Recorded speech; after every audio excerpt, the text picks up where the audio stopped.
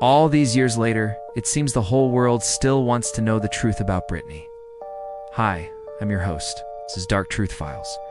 And today we're answering the most searched question about the pop princess. What really happened to Britney Spears? It was supposed to be a comeback. In 2008, Britney Spears, one of the biggest pop stars on the planet, was spiraling. Paparazzi hounded her. Tabloids mocked her. Then it happened. A public breakdown. She shaved her head. She attacked a paparazzi's car with an umbrella. She was placed under multiple psychiatric holds. And just like that, she lost her freedom. A court-ordered conservatorship was put in place. It was supposed to protect her. Instead, for the next 13 years, it controlled her. What really happened to Britney Spears? Why was she treated more like property than a person? This is the dark truth. In early 2008, following a series of public incidents and hospitalizations, Britney was placed under a temporary conservatorship. These are typically used for elderly individuals with dementia, but this one wasn't about age. It gave complete control of her life to someone else. That person was her father, Jamie Spears. Jamie was given full authority over her finances, career, and personal life. She wasn't allowed to drive. She couldn't make her own medical decisions. She couldn't hire her own lawyer. He couldn't even choose what medication to take. Yet somehow, she was still working. She was releasing albums, filming interviews, performing in sold-out shows, and headlining Vegas residencies. Britney was generating hundreds of millions of dollars, but had no control over her own life. Who benefits when a superstar can't say no? In 2009, the conservatorship became permanent. Jamie Spears and court-appointed attorney Andrew Wallet were now in charge of every aspect of her existence. According to court records, she was given a small weekly allowance despite bringing in millions. She wasn't allowed to ride in her boyfriend's car. She was reportedly forced to take lithium, a heavy psychiatric drug, against her will. When she refused to do another Vegas residency, everything changed. Her public presence disappeared. Her Instagram went silent. No more performances, no more red carpets. And her fans began to notice. #FreeBritney. What started as a fringe online theory grew into a worldwide movement. Something wasn't right. How could a person deemed too mentally unfit to control her life still be able to perform tours and work non-stop?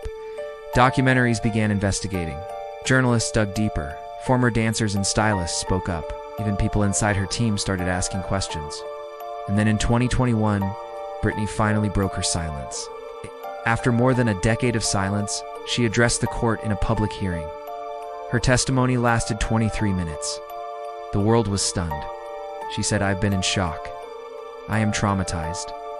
I truly believe this conservatorship is abusive."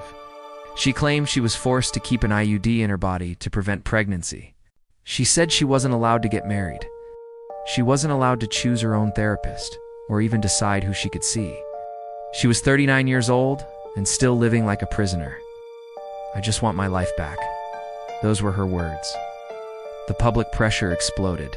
Celebrities joined the movement. Politicians spoke out. Protesters gathered in the streets. The Free Britney hashtag was now a global rallying cry. Just a few months later, in November 2021, a judge finally ruled in Britney's favor. After 13 years, the conservatorship was over. But what was lost during that time? Her 20s, her 30s, her freedom, her voice. Even after winning her case, the trauma didn't vanish. To understand the full weight of this story, you have to go back to 2007. Britney had just left rehab. She walked into a Los Angeles salon, grabbed clippers, and shaved her own head. Paparazzi flashed cameras from outside. She looked directly at them, not with fear, but defiance. Later that night, she would be seen attacking a paparazzo's SUV with an umbrella.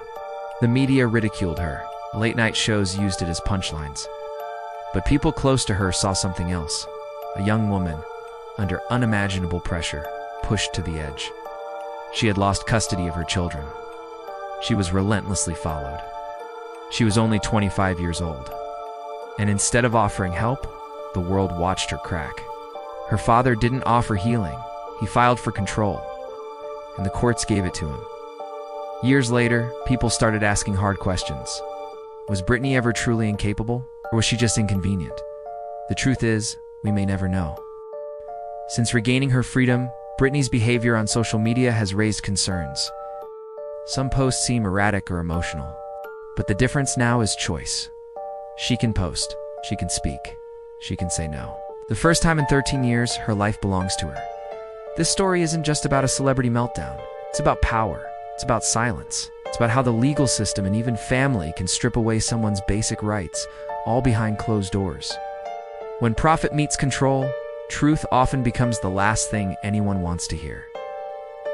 But what really happened? And why? Watch the full story in the comment section below.